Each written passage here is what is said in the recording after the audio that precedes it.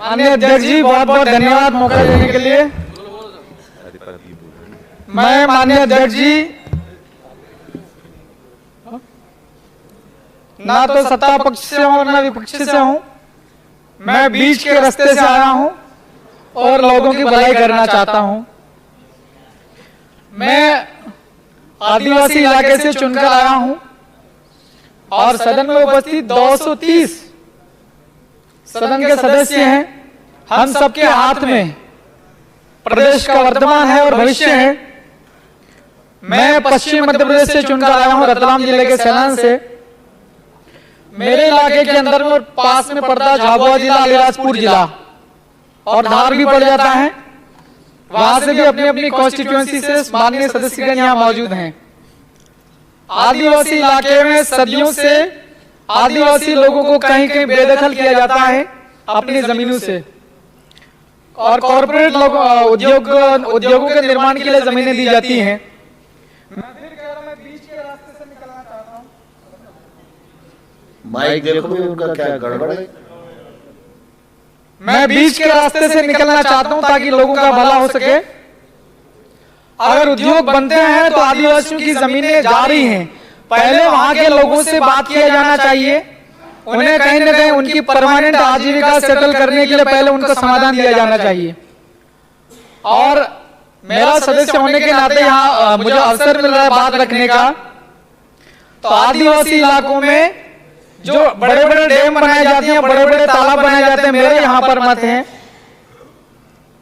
छोटे डैम बनने चाहिए ताकि लोगों की जो जमीनें हैं वो ज्यादा ना जाए, और छोटे छोटे तालाब बनाए जाए तो उनको गहरा किया जाना चाहिए ताकि आदिवासियों की जमीनें ज्यादा ना डूब क्षेत्र में ज्यादा ना जा सके। और अगर आदिवासियों की जमीनों पर ध्यान न दिया जाए और लगातार विकास की दौड़ में भागा जाए, आदिवासियों की आवाज को सुना न जाए, तो जो अनपढ़ और अकुशल आदिवासी हैं वो अपनी जमीनें चली जाएगी डैम में। जो भी कंस्ट्रक्शन बनता, चाहे 8 लेन रोड बने, चाहे कुछ भी निर्माण कार्य बने, तो ये अनपढ़ और अकुशल आदिवासी जो लोग होते हैं ये नगरों और महानगरों की ओर जाएंगे और भटकेंगे। इन्हें काम मिलेगा नहीं, अकुशल लोगों को काम नहीं मिलता, चाहे छोटे शहर जाओ बड़े शहर जाओ। और आदिवासी इलाकों में एक समस्या है, मैं आपका ध्यान माननीय अध्यक्ष जी महोदय आपके माध्यम से अवगत कराना चाहता हूं।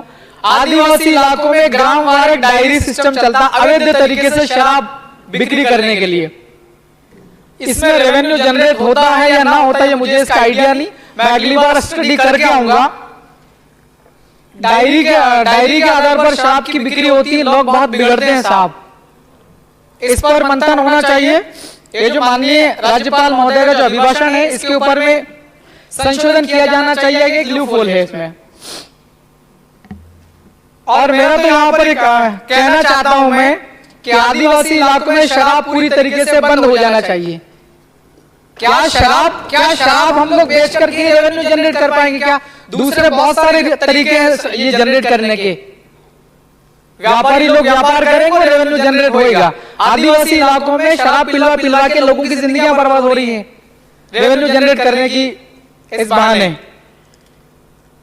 और ग्रामीण क्षेत्र की जो स्कूल है वहां की हालत बहुत ज्यादा खराब है। मेरी कॉन्स्टिट्यूएंसी सैलाना पड़ती है, वहां भी हालत खराब है। और पूरी पश्चिम मध्य प्रदेश, रतलाम, झाबुआ, अलीराजपुर, धार, बड़वानी, खरगोन, खंडवा, इधर भी हालत खराब है। स्कूल के अंदर कक्षाएं ठीक से संचालित नहीं हो रही है। टीचर्स है तो बहुत कम है संख्या में, और जो है तो उन्हें भी दूसरे काम दिए जाते हैं शासन की दूसरी कल्याणकारी योजनाओं को लागू करने के लिए। कक्षाएं ठीक से संचालित नहीं होती। पढ़ाई में क्वालिटी एजुकेशन दिया जाना चाहिए, मैं ये ध्यान केंद्रित करना चाह रहा हूं।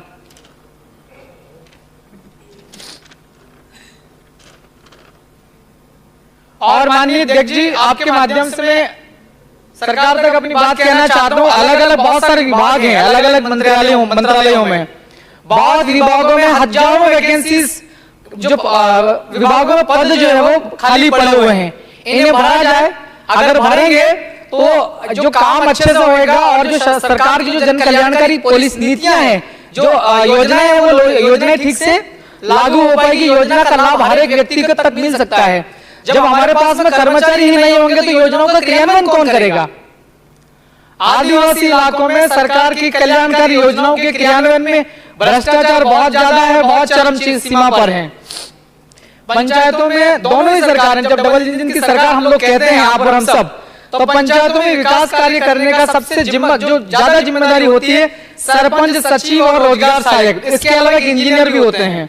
इन पर नियंत्रण रखना बहुत ज्यादा। समाप्त करें। 1 मिनट 2 मिनट और दीजिए अध्यक्ष जी।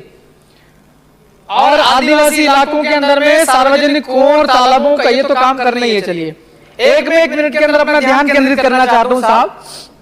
आज से लगभग 22 साल पहले श्रद्धेय अटल बिहारी वाजपेयी साहब भारत के प्रधानमंत्री थे।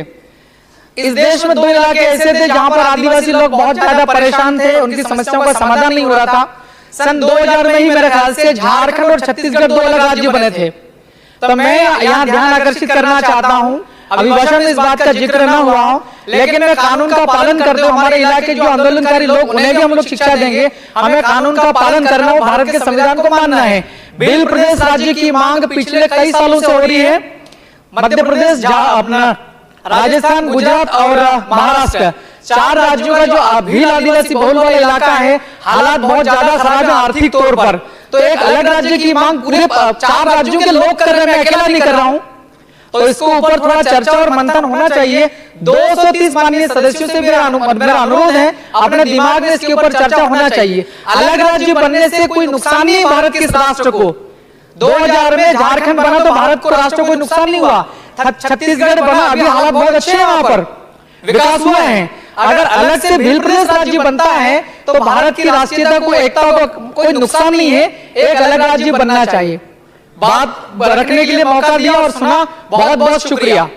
श्रीमान महेश परमार जी।